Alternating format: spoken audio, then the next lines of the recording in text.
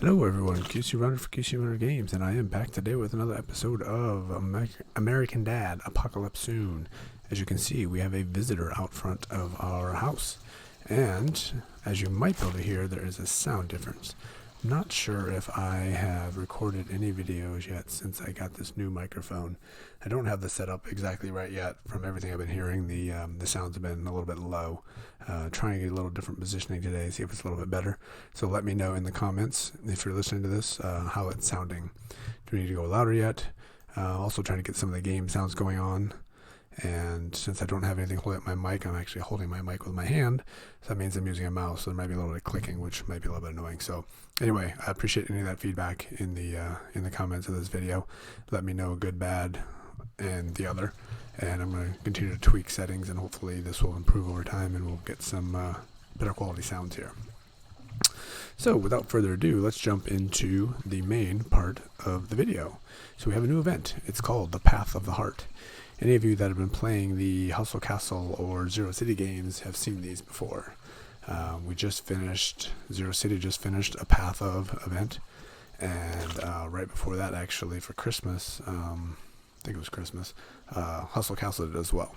So the goal is basically you got 3 different paths. You start at the bottom here, you got 3 paths, you go up, get different items, and as you're going up, you're spending more and more of these special units that you're earning, which we'll talk about those in a second. And get all the way to the top, you get these special unique rewards up top here. And I am at Situation Room 8 right now at the moment.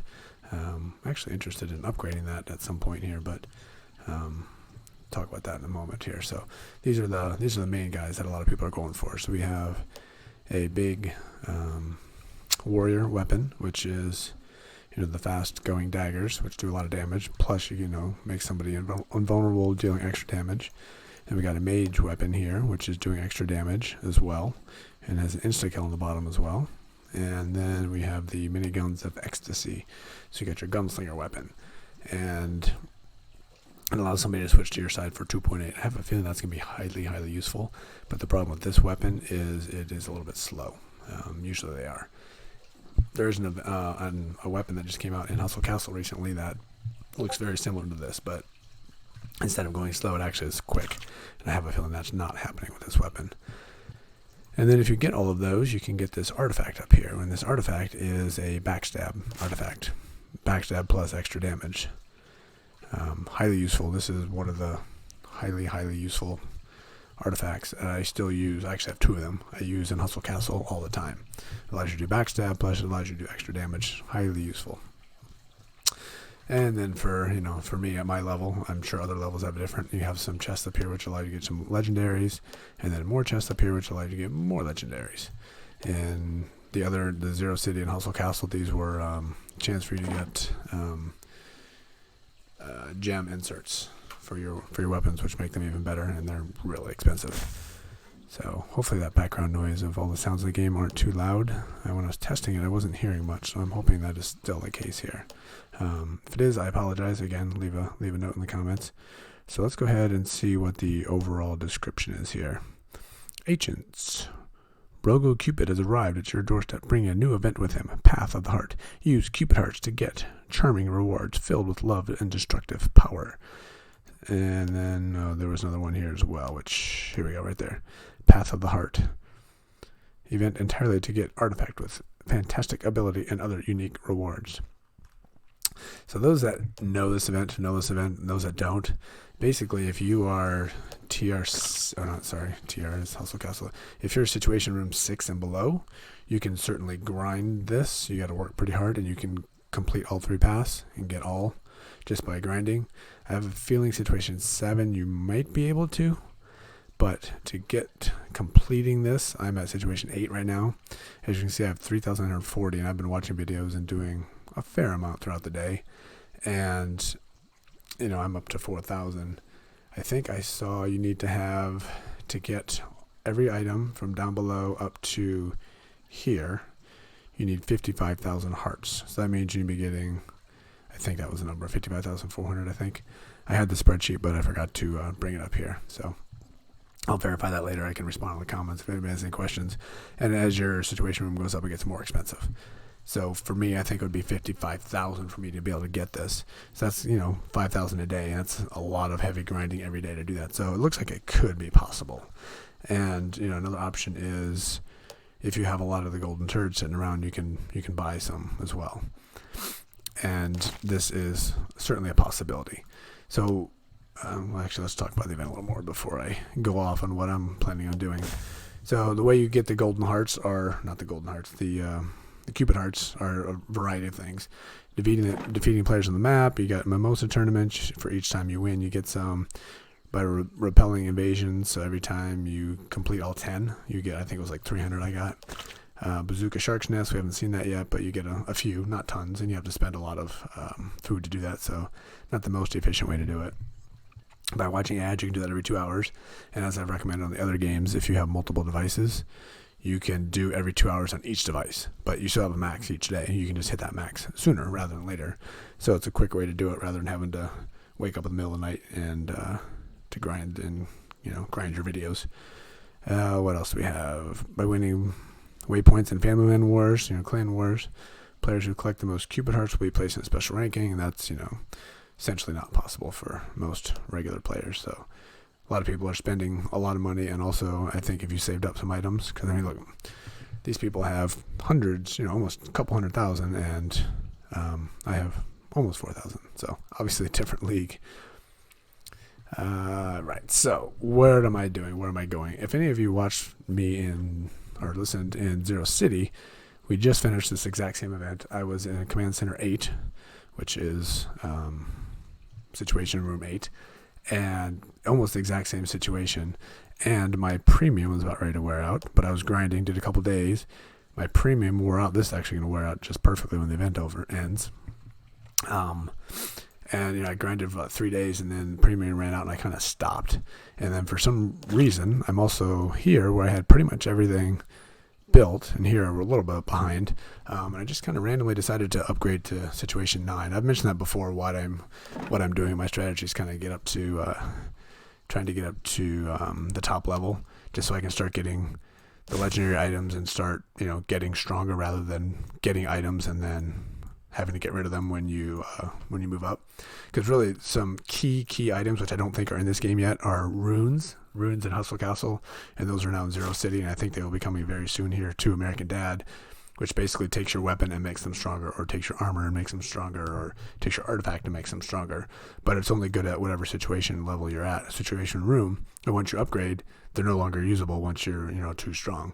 So my thought is I want to get up to the top as soon as possible, which I know is a mistake, and I highly don't recommend it to everybody, because you want to slowly level. But since I'm grinding so many games and doing so many things, I can't really properly play each game. So if I get a chance to get a rune or whatever it's going to be called in this game, I don't want to pass that up and then have to lose it and have to earn it again. So I'm thinking I want to get up as quickly as possible so I can get those items, and then I'll just have to do some grinding, obviously, to make myself more, to make myself stronger. Because right now, actually, I'm pretty weak. If you look at, I think I've looked at my setup before. I'm Situation 8. And I have, oops, I didn't mean to be up there that high. Everybody's here is trained at 69 or 70. And this one's actually a top level weapon. Top level armor with, actually it's only level 40 armor.